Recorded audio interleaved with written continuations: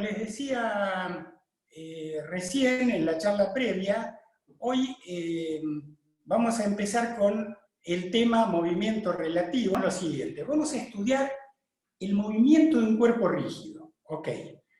Para eso vamos a ver dos modos de estudiarlo. Uno es estar en el marco absoluto, quedarse en el marco absoluto y mirar todo el movimiento desde ahí, analizar los vectores, etc., siempre desde el marco de referencia absoluto. Después podré poner una terna que se mueva con el cuerpo y referir los vectores absolutos en una terna móvil. Pero yo nunca dejé de mirar el movimiento desde el marco absoluto. Entonces, más o menos para repasar eso, podemos decir lo siguiente. Si nosotros teníamos el marco absoluto era este, y este, el cuerpo que se mueve respecto de este observador en el marco absoluto, todo lo veíamos de ahí, ¿eh? Y tomábamos una terna fija el cuerpo y seguíamos la terna fija el cuerpo. ¿Cuál es la diferencia con el método del movimiento relativo? La diferencia es la siguiente. Ahora vamos a poner un sistema coordenado, móvil, respecto de nosotros, que está fijo a un nuevo marco de referencia. Ustedes pueden ver ahí al muñequito que lleva una letra M, creo. Y ahí entonces apareció un nuevo observador, que ya no es este desde donde nosotros hasta ahora venimos analizando el movimiento de ese cuerpo rojo que anda por ahí, sino que nos vamos a situar en un marco de referencia que tiene una velocidad v sub 0,1 respecto del observador absoluto y una rotación omega propia respecto de ese observador absoluto. Es decir, el verde, este que les dibujé acá, es un marco de referencia respecto del cual el cuerpo se mueve y a su vez el marco verde se mueve respecto del marco absoluto, que es donde nosotros queremos conocer el movimiento. No sé si se entiende hasta acá, pero tal vez este ejemplo se los aclare. Muchas veces hemos usado el sencillo ejemplo de un tren, ¿no es cierto? Si queremos estudiar algo que se mueve dentro de un vagón, imagínense una persona que va al baño en un vagón de ferrocarril. Ese tren está en movimiento respecto de la estación. Nosotros, si nos sentamos en la estación, ahí en un banquito en el andén, vamos a hacer este observador absoluto que está sentado ahí viendo cómo el tren pasa por al lado de nuestro andén y por la ventanilla mirando a la persona que se mueve a su vez dentro del vagón. ¿Ok? Entonces, estamos sentados en la estación mirando nuestro objeto de estudio, que es el tipo que se levantó para ir al baño.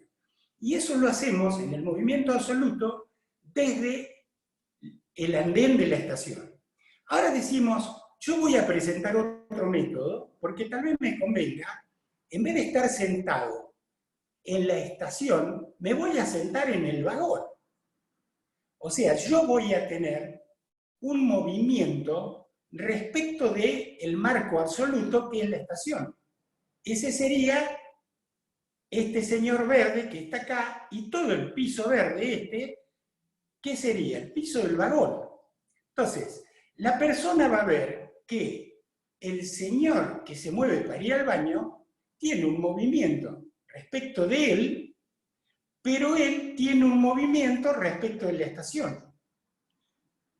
La idea es cómo este señor, que está dentro del vagón, le cuenta al observador absoluto lo que está haciendo el señor respecto del absoluto, no del relativo. Entonces, aquí vamos a tener tres clases de movimiento. El movimiento absoluto, el movimiento absoluto, que es el que nosotros queremos conocer, el movimiento relativo es el movimiento que el cuerpo tiene respecto del marco relativo, en este caso el vagón. Y vamos a tener un movimiento de arrastre que es cómo el vagón se lleva al cuerpo en su movimiento. Porque vean ustedes, el tipo que se levantó adentro del vagón para ir al baño, se está moviendo por el vagón, pero el vagón lo está arrastrando al tipo. ¿Correcto? Entonces, el vagón lo está arrastrando respecto del observador absoluto con el movimiento del vagón. Y por otro lado, la persona autónomamente se mueve adentro del vagón en un movimiento relativo al vagón. Quiere decir que el movimiento absoluto va a ser igual al movimiento relativo más el movimiento de arrastre. Eso, que lo estamos presentando en forma de definición, más bien intuitiva, a través de un ejemplo, lo vamos a tratar de plasmar en ecuaciones. Es decir, ¿qué ecuaciones va a usar el tipo que está en el marco relativo para contarle al tipo que está en el marco absoluto qué hace el cuerpo respecto del marco absoluto? ¿Ok? Desde el vagón le tiene que llamar por el celular al que está en el andén y decirle, respecto de vos, el tipo se está moviendo así, no respecto de mí, que estoy en el vagón. ¿Ok? De lápiz me da este. Hablábamos de lo siguiente. Acá tenemos el marco absoluto y hay un cuerpo por acá que se mueve con un cierto omega y un cierto tau en un movimiento rototraslatorio. El observador absoluto está acá y aparece ahora en este método un marco relativo, vamos a suponer que es I', J', K', con un origen O1 por acá, de manera que el observador ahora relativo va a estudiar el movimiento de este cuerpo para ver cómo se mueve respecto del observador absoluto. Cualquier punto de este cuerpo, como este, el P sub I, este señor, el relativo, lo va a expresar respecto de él con un vector posición al que vamos a llamar RI. RI, si ustedes se fijan, va a tener sobre este lado una componente XI en I' más I sub I en J' más ZI en K'. ¿Ok? Bien. A su vez, si analizamos del otro lado, este vector RI, que está acá, también podemos denotarlo como el vector posición absoluto que posiciona al cuerpo desde el origen del sistema absoluto al punto del cuerpo, menos, es decir, esto yo lo puedo poner como LI menos LO1, como vectores, ¿no? Porque a partir de acá, ahora vamos a empezar a trabajar con esto. Pero yo quería dibujarles acá para que ustedes tengan en cuenta. Este observador ve un vector en su marco que le posiciona el cuerpo respecto de él, que a su vez el absoluto, ¿cómo lo ve? Con los vectores verdes. ¿Alguna pregunta hasta acá? Bien, vamos entonces a otra pantalla del borrador y vamos a poner lo que obtuvimos recién, pero si apoyo la mano es difícil porque no se puede apoyar nada y escribir con la puntita del lápiz se hace difícil. Pero bueno, ustedes me dicen si en algún momento me pierden, ¿eh? Miren, dijimoslo, a ver, LI menos LO1 es igual a x en y' más y en j' más z en k'. Hasta acá se entiende, ¿no es cierto? El vector posición de un punto. Esto es del lado relativo, esto es del lado absoluto. Entonces, si yo quiero derivar acá, la derivada de este vector Li respecto del tiempo me va a dar la velocidad de Li absoluta del punto, porque Li es el vector posición que está viendo el observador absoluto. Si recuerdan cómo lo marcamos recién. A ver, vamos a ir de vuelta acá. ¿Ven? Li es este vector. De manera que cuando se deriva este vector, se halla la velocidad absoluta que P sub i tiene respecto del marco absoluto. Lo mismo cuando derivamos este vector, que es el que posiciona el origen de la terna móvil, vamos a tener, perdón, acá me adelanté esto, V menos VO1, me quedó verde, es igual. Y acá quiero que empecemos a pensar juntos. Vamos a ver lo siguiente. Vean esto. A ver, otro color por acá. Esta terna, como habíamos dicho antes, va a tener su propia velocidad. No tiene esta velocidad de VO1, no tiene nada que ver con el cuerpo. Y va a tener su propia rotación, a la que vamos a llamar omega, porque no es el omega del cuerpo. Vean que este omega grande que estoy marcando acá, si volvemos al ejemplo del tren, este sería cuando el tren, por ejemplo, toma una curva. Cuando el tren toma una curva, este piso del vagón del tren tiene esta rotación omega. A su vez tiene la velocidad con que se traslada el tren. ¿Sí? Entonces, esos vectores azules dan el movimiento del marco relativo respecto del marco absoluto. ¿Sí? Bien. Volvemos acá entonces. Entonces, fíjense ustedes, si yo tengo que derivar esto, ¿cómo lo derivarían? A ver si me están captando cómo es la expresión de este vector en el marco móvil. Acá, miren. Estamos hablando de este vector que posiciona el punto P sub i y que tiene estas componentes en el marco azul, ¿no es cierto? Entonces, ¿cómo serán? Si este cuerpo tiene un movimiento distinto que el del marco, estas componentes X, Y y Z que tenemos aquí, ¿cómo van a ser? ¿Constantes o variables? Piénsenlo. ¿Qué les parece? ¿Podría repetir, profe, la pregunta? La pregunta es esta. Les voy a preguntar lo siguiente. Este vector azul que llamamos RI, que posiciona a la partícula desde el origen de la terna móvil, ¿es un vector que tiene componentes constantes o estos numeritos del movimiento de este punto respecto del tipo colorado varían estas coordenadas? Son variables.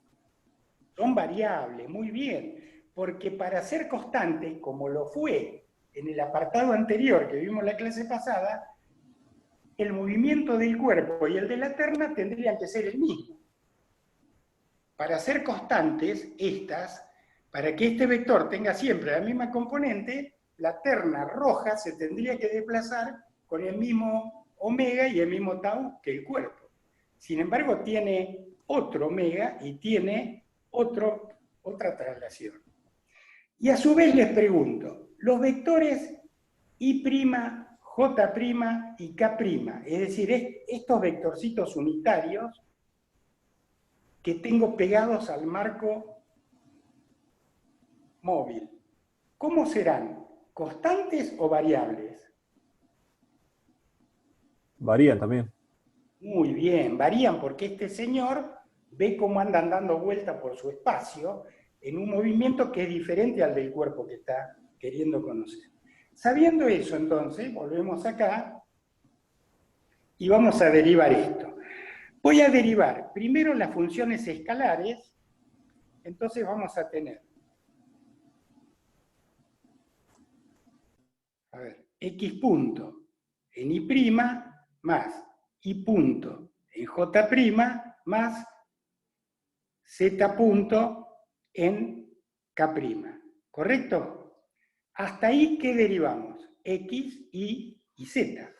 Ahora vamos a derivar los versores. Ahora vamos a tener X por la derivada de Y respecto de T, de Y', ¿no? Más Y por la derivada de J' respecto de T, más Z por la derivada de K' respecto de T. Muy bien, ¿se entendió más o menos lo que quisimos hacer? Entonces, fíjense, esto que tenemos acá es la velocidad que tendría el cuerpo si estos vectores no se moviesen. Tiene solo la derivada de las componentes. Esto representa la velocidad relativa al marco que se está moviendo, ¿ok? Es la velocidad con que el tipo va para el baño del tren respecto del piso del tren.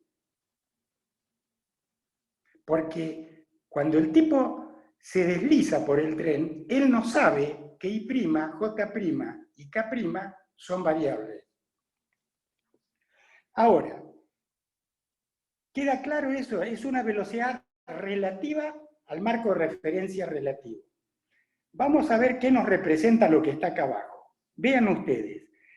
Poisson nos dice, cuando usted tenga la derivada de un versor, reemplácelo por la velocidad de la punta. La velocidad que le da el omega de la terna vectorial y prima, acá tendríamos, este sería el omega, el omega, estoy tocando con la palma de la mano, al asentar, toco algo que no deja que escriba el lápiz. Vectorial J', y esto sería el omega de la terna vectorial K'. Entonces ahora voy a hacer lo siguiente, voy a sacar factor común, omega acá, omega, que multiplica vectorialmente a x por y' más y por J'. ¿Ven el amarillo? Sí. Más z. Sí, se ve, profe. Bien, bárbaro. Bueno, ¿y esto qué es? Esto que está acá. R. Muy bien, R. RI, en el marco relativo. Claro. Entonces, pasando esto en limpio, vamos a tener lo siguiente, miren. Se los voy a poner acá con negro. BI, este, va a ser igual a B sub 0,1, que lo paso al otro lado sumando, más omega vectorial RI más la velocidad relativa que veíamos acá arriba. Esto que está acá se llama teorema de adición de velocidades de Galileo, y representa lo siguiente. Si ustedes recuerdan más o menos cómo era la forma impropia de la ley de distribución de velocidades en el movimiento absoluto, podrán reconocer a esta expresión que les circundé en rojo como que esto es la velocidad que tiene el punto I, que está sumando la velocidad de un centro de reducción, digamos, este sería el centro de reducción, más el omega puesto en el centro de reducción, producto vectorial, el RI. Quiere decir que esta velocidad circundada en rojo es la velocidad con que el marco nuevo de referencia, el móvil, con su velocidad, su traslación y su rotación, se lleva al punto. Y a eso le llamamos velocidad de arrastre. De manera que, voy a pasar,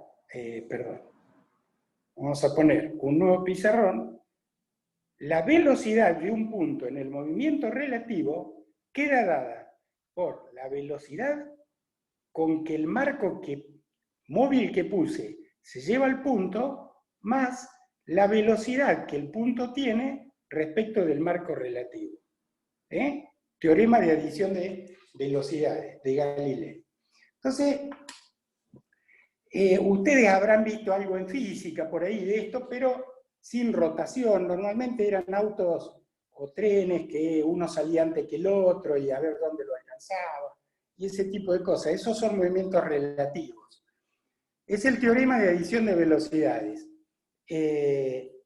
No sé si esto más o menos lo pudieron entender o vamos sobre algo. Profe, sí, decime. ¿puede darse la posibilidad de que una de las dos sea cero? ¿O nunca? Sí, por supuesto. Vamos al vagón del tren. Nadie se levanta para ir al baño. ¿Cuál es la velocidad relativa respecto al vagón? No hay. No hay, ¿sí? Bueno, pero sin embargo el vagón se los está llevando a los pasajeros con su velocidad de arrastre. Claro, tiene velocidad de arrastre. También podría ocurrir que el pasajero va al baño y el vagón está parado en la estación. Luego, no hay velocidad de arrastre, solo hay una velocidad relativa al vagón, que coincide con la absoluta porque el vagón en ese momento está solidariamente unido al andén, a través de las vías. Perfecto, se entiende. Bien.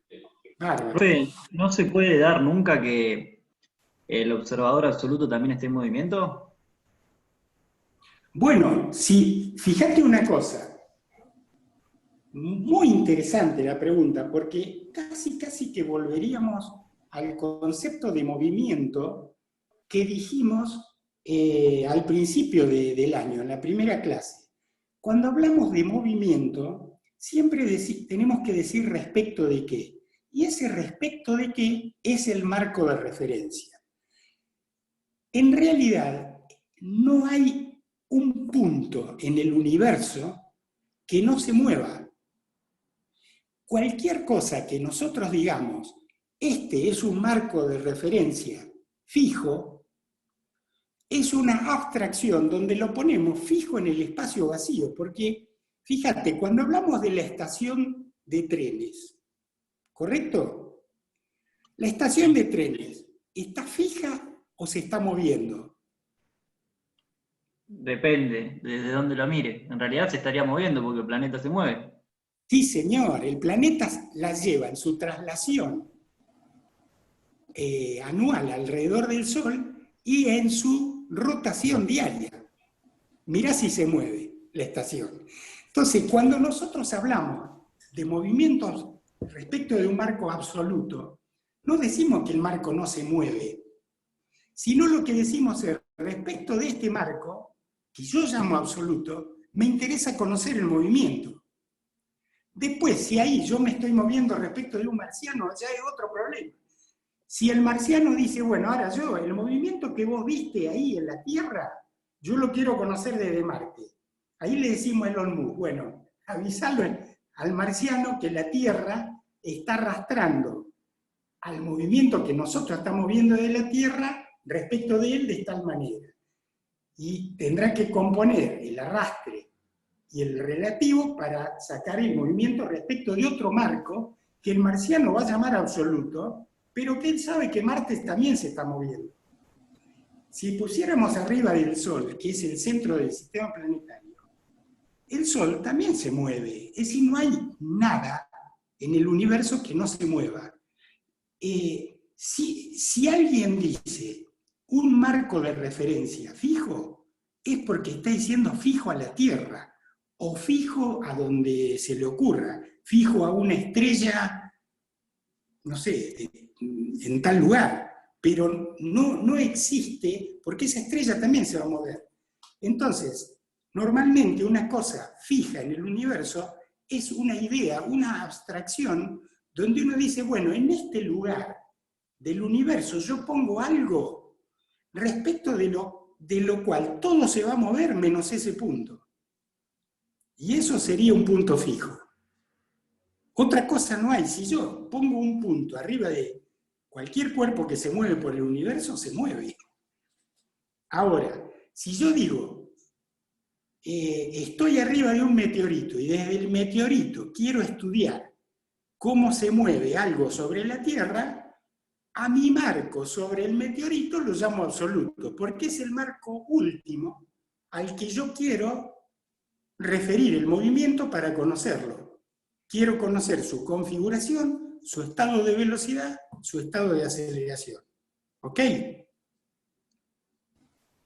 ¿Qué les parece? ¿No la tenían pensada esa? Profe, Sí. entonces, digamos, todas las velocidades, ninguna es absoluta, son todas relativas, porque si vos querés conocer la velocidad de algo... Claro, pero está correcto, pero ¿cuál sería la absoluta? Yo te digo que se llama absoluto el marco respecto del cual quiero conocer el movimiento. Ahí donde está parado el enano que dibujamos, a ver. Claro, pero Mirá. digamos, las velocidades que conocemos, por ejemplo, no sé, con que Sí. se mueve la Tierra, es relativa. Suponete la velocidad de este punto B sub i. ¿Sí? Este punto tiene velocidad B sub i respecto de este señor, y a esta le llamo velocidad absoluta. Yo nunca estoy diciendo que esta velocidad está referida a un marco de referencia que no se mueve respecto de nada. Yo estoy diciendo respecto del marco donde yo estoy parado y me interesa conocer el movimiento. Si yo después me estoy moviendo, por supuesto que este vector será un movimiento relativo a mi marco. Y yo, con mi velocidad, digamos, una omega nueva prima y una velocidad O1 nueva prima, tendré que determinar, ¿qué tendré que determinar? ¿Cómo lo arrastro yo con mi nuevo movimiento, con el movimiento nuevo? Pero a su vez, voy a encontrar un movimiento absoluto respecto de otro marco que también se mueve. Lo que tenés que poder desprender es la palabra absoluto de no se mueve. ¿Correcto? A ver. ¿Feedback? Sí, profe, sí, entiendo. ¿Más o menos lo agarraste? Sí. Bárbaro. Ahora después tengo un videito para pasarle. Che, ¿cómo andamos? Porque esta clase es más corta. 18:40, tenemos menos de una horita tenemos. Bueno, vamos por la aceleración, ¿ok? Acá va a haber que jugar mucho con los pizarrones, porque lamentablemente vamos a tener que derivar, fíjense, vamos a volver a derivar por segunda vez esta expresión, ¿ok? Entonces, yo lo voy a ir llevando cosa por cosa que vayamos derivando. Bien, fíjense, vamos a derivar la velocidad absoluta respecto al marco absoluto, no fijo, absoluto. ¿Qué vamos a tener? La derivada de esta, ¿qué nos va a dar? La aceleración absoluta, a sub i. A su vez este, que también es un vector absoluto, nos va a dar A sub 0, 1. Entonces lo voy a ir poniendo acá. Vamos a tener A sub I menos A sub 0, 1 igual. Y ahora vamos a empezar a derivar el otro lado. Tenemos que derivar de vuelta esto que es la velocidad relativa. ¿Sí? ¿Me ayudan a derivarla? ¿Qué vamos a tener acá? Vamos a tener que derivar primero el escalar que varía y luego otra vez el versor que varía. Todo lo que está dentro de este cuadro negro, por ahora no nos vamos a meter con esto que llegamos acá. ¿Sí? Vamos a derivar este cuadro negro. Tomemos el primer sumando. ¿Cómo lo derivarían ustedes? ¿Qué Por tendríamos? separado. ¿Eh? Por separado, como en el caso anterior.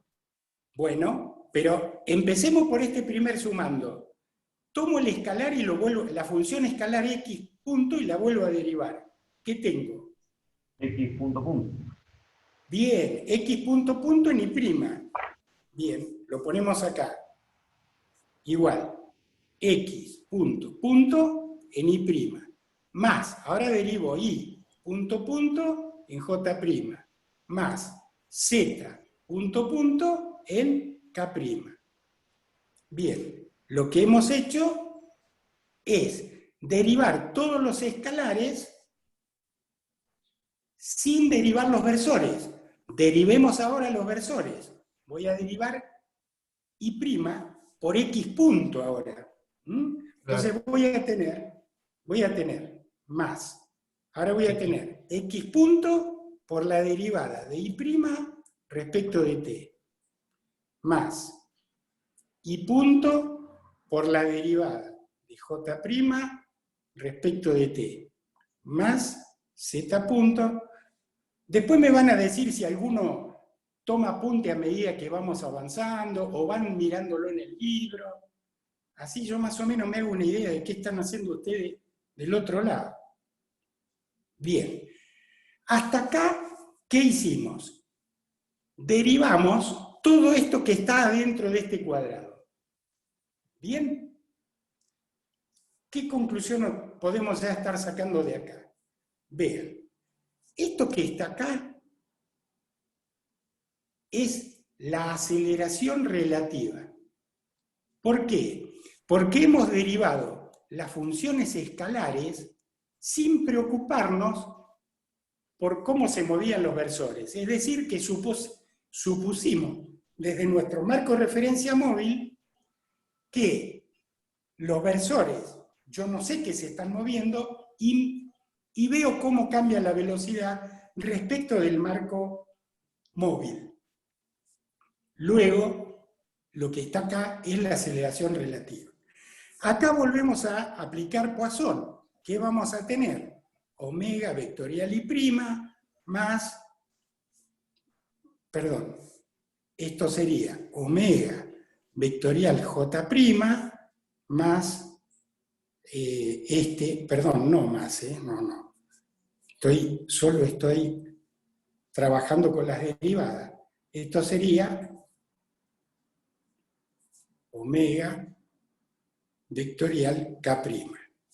Bien, de vuelta sacamos factor común omega, que multiplica ahora ¿a quién? A x punto en y' más y punto en j' más z punto en k'. ¿Estamos? ¿Y esto qué les parece que es? Es la velocidad relativa. Muy bien, la velocidad relativa. Profe, Entonces, hemos llegado a esta conclusión. Que lo que estaba dentro de ese cuadrado que acabamos o de ese rectángulo que acabamos de derivar, es la aceleración relativa más omega vector velocidad relativa. Solo solo este cuadrado, es eso. ¿Bien? Bien, vamos a derivar ahora esto, que es la segunda parte, ¿correcto? La derivada de este primero será la aceleración angular que tenga el marco fijo, es decir, gamma de arrastre. Miren, voy a armar una pantalla nueva. Sería gamma de arrastre vectorial, ¿qué? Gamma vectorial RI. ¿Ven? Gamma vectorial RI. ¿Ok? Bien. Gamma, ¿dónde me fui? Acá. Gamma vectorial RI. Más. Ahora. Vengo de vuelta acá. Ahora voy a dejar omega sin derivar y voy a derivar RI. Pero cuando derivé RI, que fue cuando derivamos RI, que era esto, RI era esto. ¿Qué encontramos? ¿Qué era? Era BI menos BO1.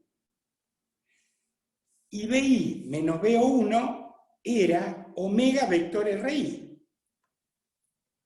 Más, fíjense, acá teníamos omega vector RI más velocidad relativa. Era, paso este acá, BI menos BO1, este entonces lo tengo del otro lado, BI menos BO1 es esto que está acá. ¿Se entiende hasta ahí? Sí, sí. Bien, bien. Entonces venimos acá, más, la pucha, me olvidé, che, de lo que traía. A ver, ¿qué dije que traía? Ah, omega, traigo esto. Traigo el omega sin derivar, vectorial, esto que está acá. Pongámoslo entonces. Traigo el omega, espera, vamos a ponerlo en el mismo color. Omega sin derivar, vectorial, lo que estaba ahí adentro era omega vector RI, era esto más esto. Omega vector RI más velocidad relativa. Más omega vectorial RI más velocidad relativa. Entonces, ahora vamos a partir la página y vamos a empezar a agrupar lo que dejamos colgando por acá. Fíjense, teníamos AI menos A sub 0,1 era igual a esto más lo que recién hicimos. Entonces pongámoslo. Teníamos A sub I menos A sub 0,1 lo vamos a poner ahora de este lado, A sub 0,1. Más, voy a tomar este gamma vectorial RI, lo voy a poner acá. Más, voy a poner acá esto que está acá, omega vectorial RI. Bien, ahora, ¿qué me falta? Más. Fíjense, vamos a ver qué nos habíamos olvidado de acá. Teníamos, por un lado nos habíamos olvidado, teníamos que traer aceleración relativa y por otro lado omega vector velocidad relativa. Entonces traigámoslos. Es un omega vector velocidad relativa más, ¿qué dije acá? Más aceleración relativa, perfecto. No, en este no, en este. Más aceleración relativa. Vamos completando todo lo que habíamos dejado en otro pizarrón. Más, ahora, este ya lo habíamos incluido acá, nos está faltando omega vector velocidad relativa, que se lo vamos a poner acá, porque acá tengo un omega vector velocidad relativa, ahora vamos a ver por qué aparece ese 2 ahí, y Y acá teníamos el otro, omega vector velocidad relativa.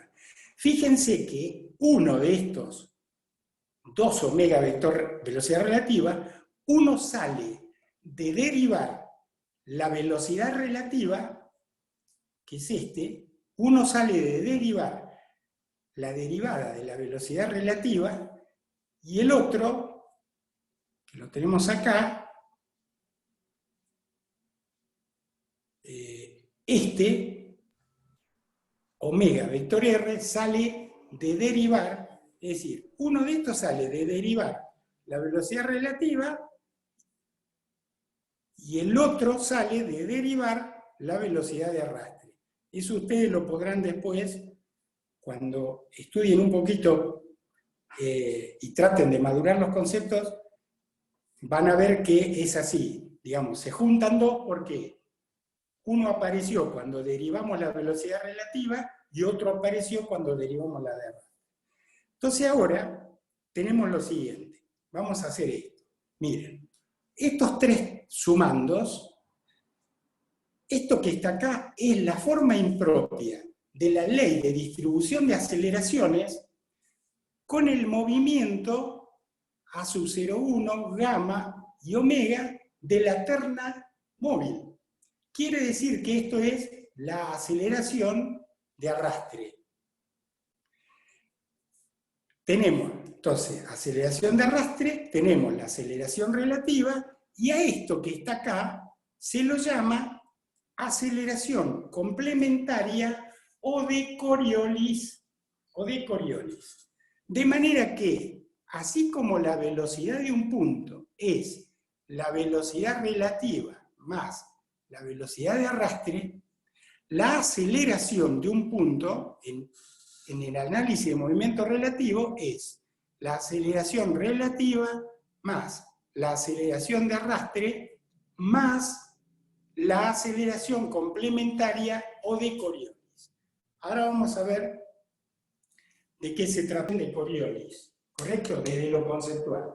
¿A alguno de ustedes le suena Coriolis o complementaria? ¿No es lo que hace girar el agua para un sentido o para el otro? Bueno. Podemos decir que está relacionado con ese fenómeno. En realidad, no es un ejemplo que sea estrictamente aplicable a esto, pero es cierto que interviene en la formación de torbellinos que giran distinto en el hemisferio norte que en el hemisferio sur. Bueno, pero veamos lo siguiente. ¿Qué significa esta aceleración? Ahora vamos a pasar un videito. Ustedes imagínense que estamos en el polo norte de la Tierra, ¿correcto? Ahí estamos bien paraditos arriba del eje de rotación, no tenemos velocidad tangencial nosotros, ¿sí? Pero le vamos a querer tirar un cañonazo a una ciudad que está en el, supongamos que sea en el Ecuador, qué sé yo, Río de Janeiro, ya que no podemos ir a bañarnos, la destruimos. Entonces desde el polo norte, piolita y manso, apuntamos el cañón a Río de Janeiro y tiramos la bala. Empezó a correr la bala. ¿A usted le parece que le pegamos a Río de Janeiro?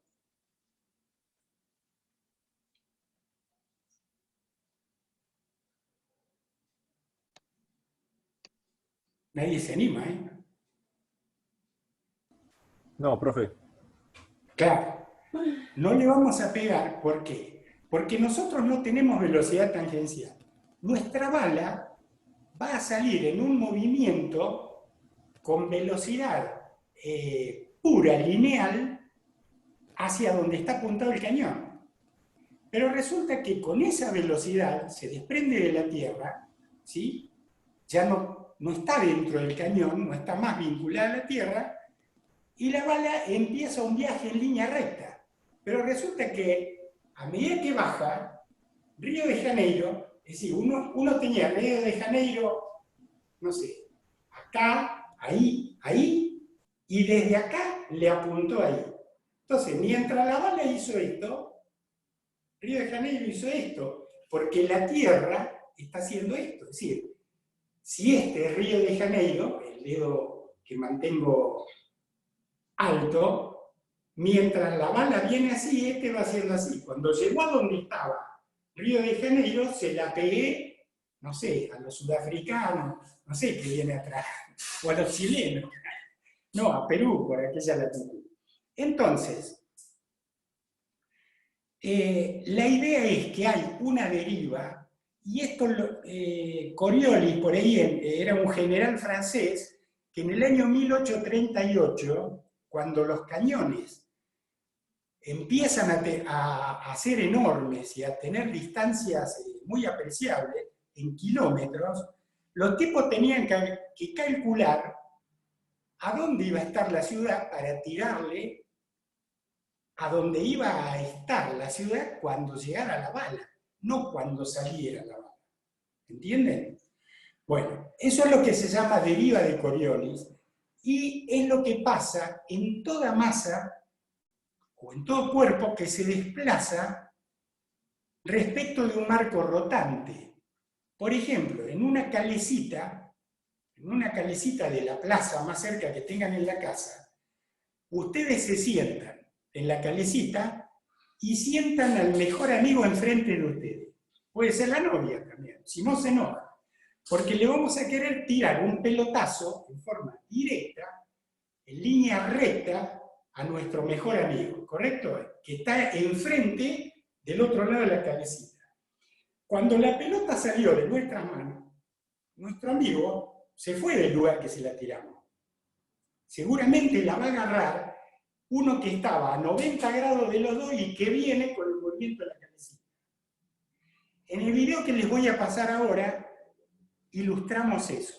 Pero este fenómeno está presente, por ejemplo, cuando un avión sale de Ezeiza y quiere ir a Madrid, por ejemplo, por decir una ciudad, el tipo no le apunta a Madrid, porque si no, cuando está volando 12 horas, cuando llega ahí, ni Europa encuentra. Eso le iba a preguntar, por eso las rutas de vuelo no son en línea recta. Absolutamente, exactamente. El tipo tiene que ir haciendo la deriva de Coriolis para llegar a donde va a estar el punto que él quiere intersecar. Entonces, eso pasa con los barcos.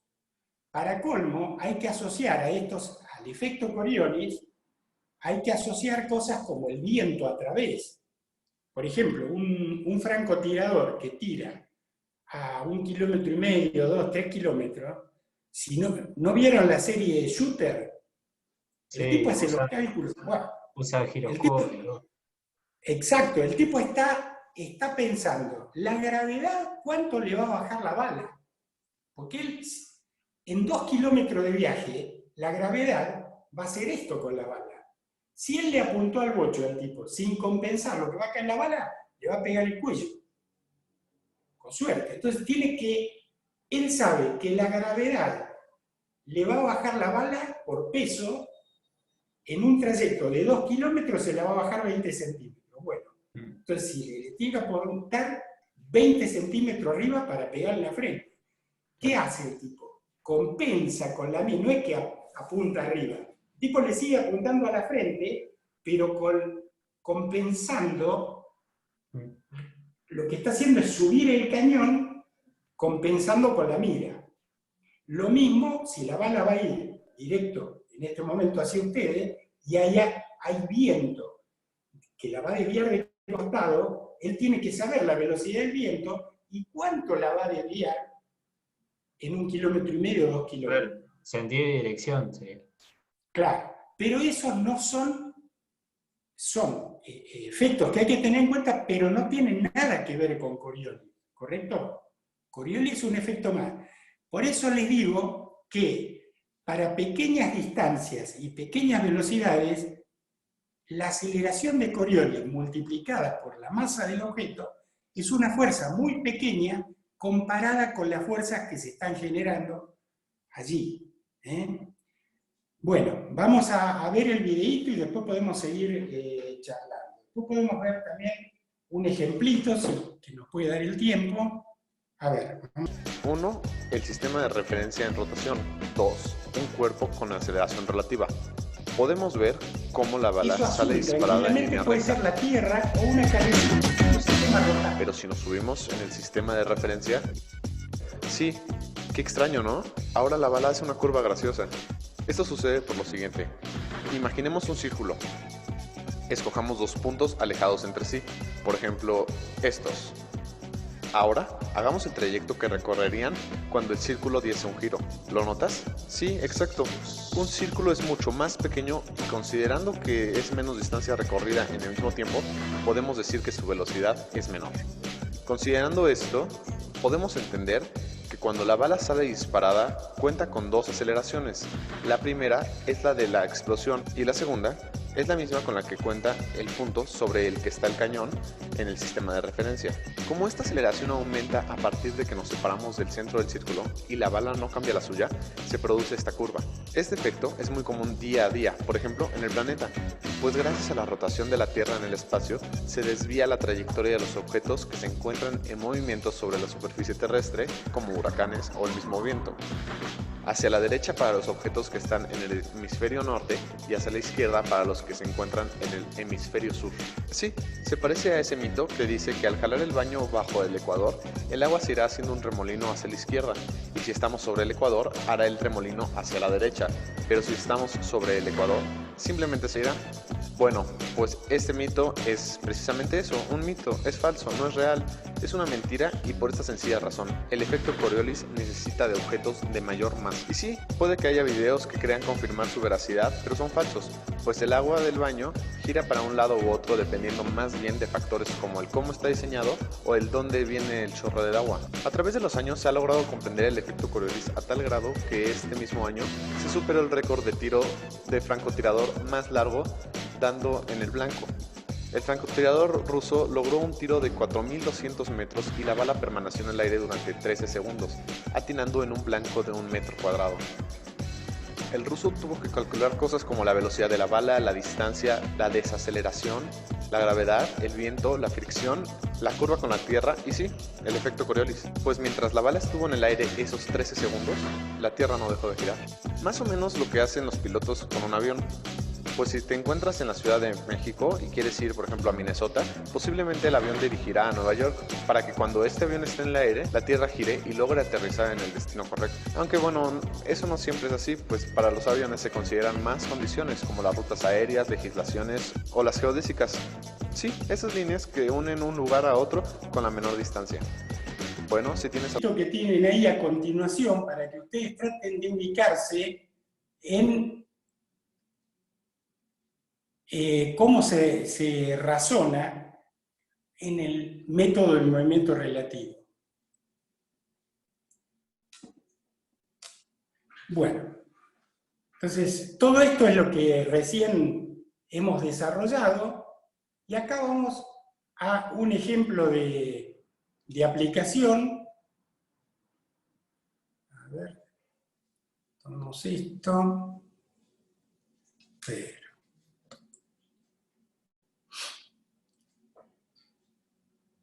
Bien, vamos a ver este ejemplito. Tomamos el amarillo.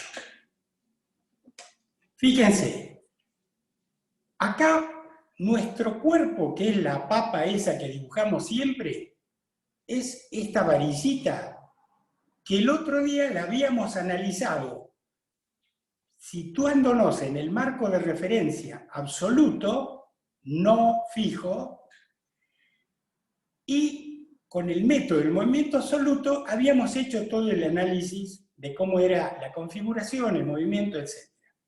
Entonces, la idea hoy es decir, vamos a analizar el mismo problema, la misma barrita, girando con un omega 1 acá y un omega 2 acá, pero ahora situándonos, por ejemplo, donde está este señor, que sería el relativo, que bien podría estar paradito acá.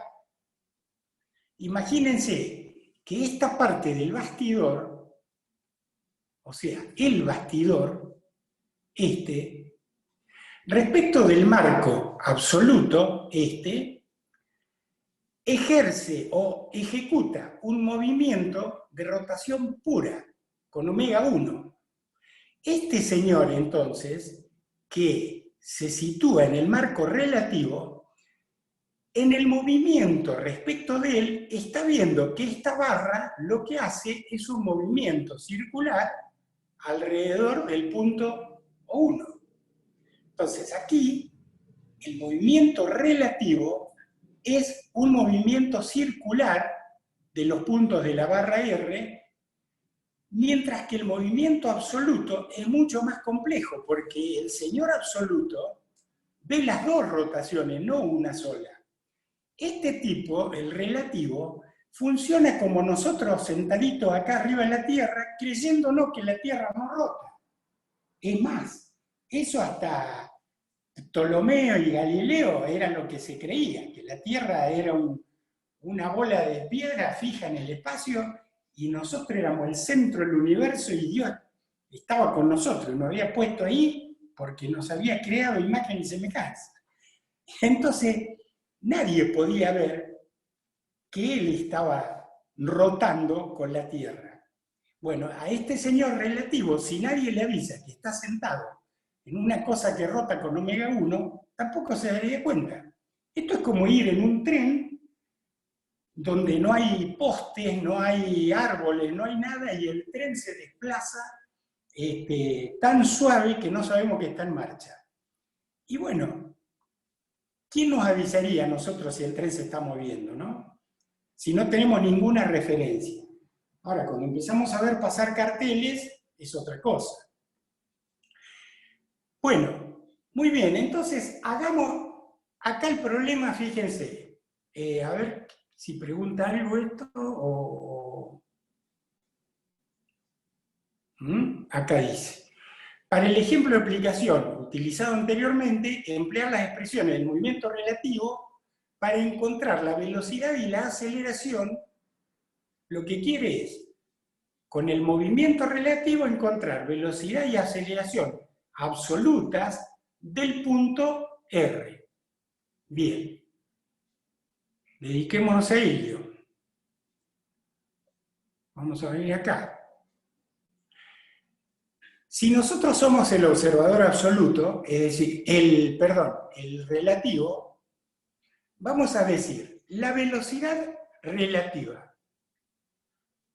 ¿Cómo la va a ver este señor? Y va a ser el omega 2 centrado acá, vectorial o R, es decir, la velocidad relativa es la tangente a la circunferencia que está ejecutando R alrededor de O1.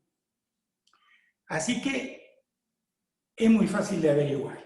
Ahora la velocidad de arrastre.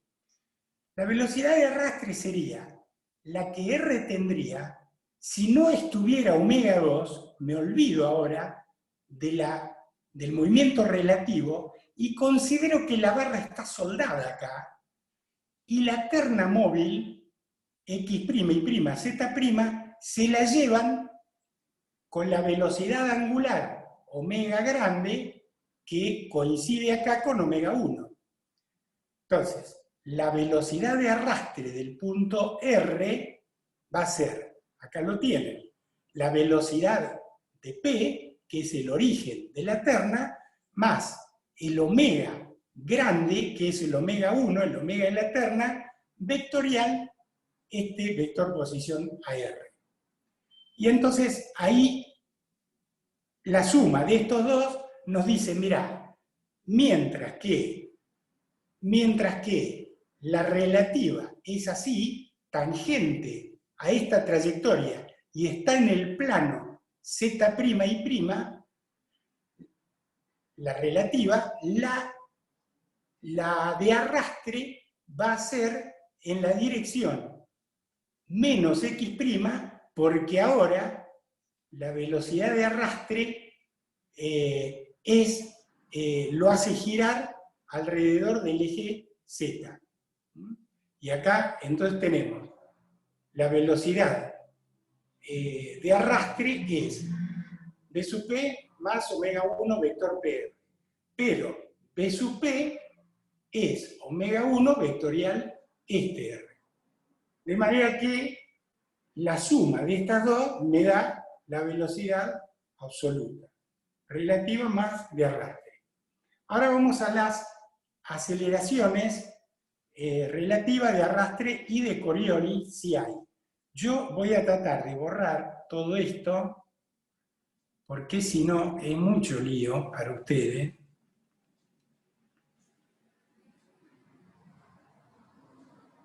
Bien, tomemos ahora... Profe, sí, ¿por qué la velocidad arrastre es el vector, digamos, omega 1? Eso lo entiendo, que gira en el eje Z.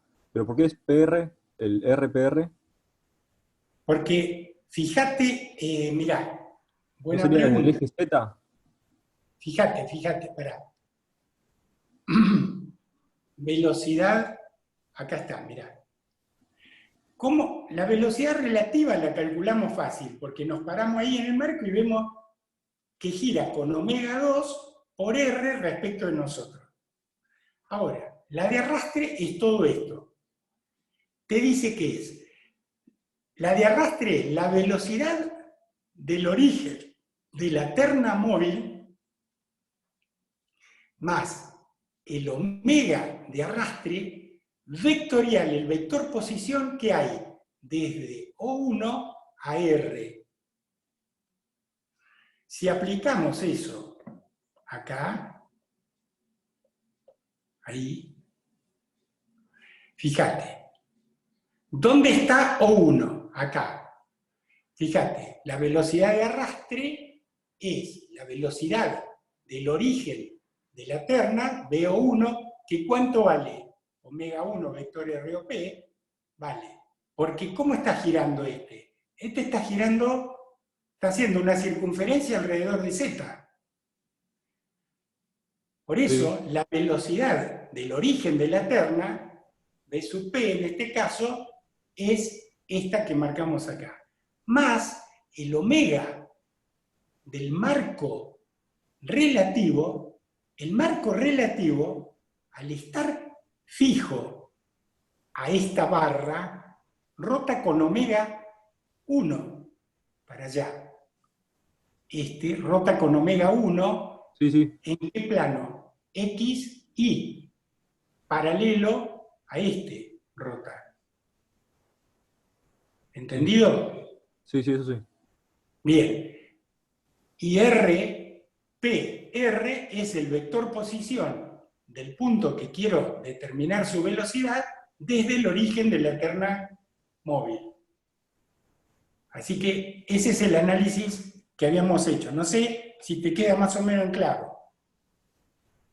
Claro, pues yo lo veo como que es omega 1 por P al eje Z sería. P al eje Z, pero Claro. eso es la velocidad de P, es esa. Yo quiero la Ah, velocidad está de bien, está bien. R, vos fíjate que está haciendo otra cosa, un círculo más grande que P alrededor de Z. Ah, está bien. Bueno, yo Vale. comprendo que, y la verdad que yo en el pizarrón me parece que se ve un poco más en el pizarrón de clase, ¿no? Pero bueno, nos tenemos que arreglar con esto. Ahora, vamos a... Ah, había borrado todo, vamos a borrar todo.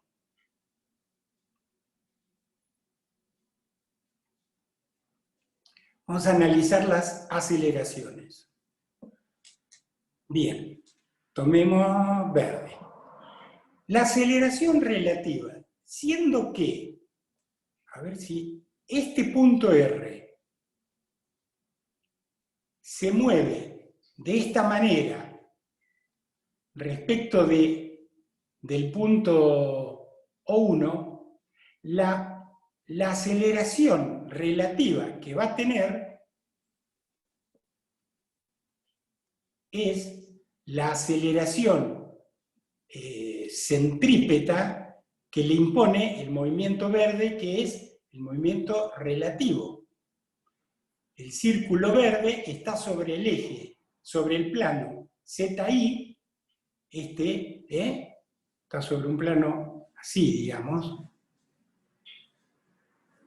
Entonces, acá está desarrollando R un movimiento circular. ¿Cuál va a ser la aceleración relativa al marco, relativa a este marco, de este punto? Y la que le dé el movimiento circular. Es decir, la relativa va a ser omega 2 vectorial R. La de arrastre, ¿por qué no tiene tangencial relativa acá? Porque el omega 2, es constante. Si acá hubiese un gamma, entonces la aceleración relativa tendría una componente tangencial a este círculo. No la tiene porque no hay gamma relativo.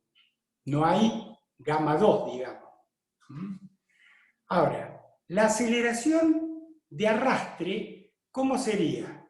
Ahora el punto está haciendo con omega 1 una circunferencia alrededor de z. Por lo tanto, la aceleración de arrastre va a tener que ser hacia z. Y es la aceleración de P más gamma 1 vector PR, gamma 1, si omega 1 es constante, es 0, más omega 1 vector PR. Me va a dar esta aceleración.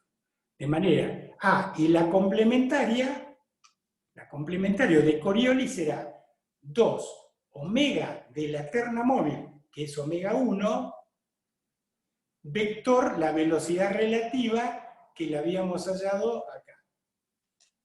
Y esto nos va a dar la velocidad, la aceleración de Coriolis. Sumadas estas tres, nos da la aceleración absoluta que el punto R tiene respecto de este señor. ¿Alguna pregunta? Bueno, me fui hasta de la página. A ver. Vamos a dejar de compartir pantalla. Charlamos un poquito. Bueno, muy bien, jóvenes. Yo creo que hoy estamos justo en el horario de clase. La idea es que el miércoles que viene, el miércoles practiquen con los ayudantes, pero traten de avanzar en los problemas de relativo para tener preguntas para el miércoles. ¿Ok? Cualquier cosa me preguntan a mí también, yo puedo ayudar. Y después de esa clase del miércoles vamos a ver de hacer algún problemita integrador. Ustedes tienen por ahí un problema de resolución en común, por absoluto y por relativo. Entonces, si no entienden bien ese problema, me avisan y por ahí, después que ustedes lo encaren con los ayudantes y todas las dudas que les queden, ¿por qué por absoluto es de esta manera? ¿Por qué por relativo es de la otra? Lo podemos profundizar un poquito en una clase extra que tendría que ser entre viernes y sábado, como hablábamos recién. A lo sumo el domingo, a mí no me cuesta nada. Total tengo que estar encerrado. Así que... Bueno, muy bien. ¿Alguna otra cosa, chicos? No, pero Bueno, listo. Los dejo entonces. Chao, profe. Nos vemos. Muchas gracias. Bárbaro, buenas noches. Buenas noches. Buenas noches.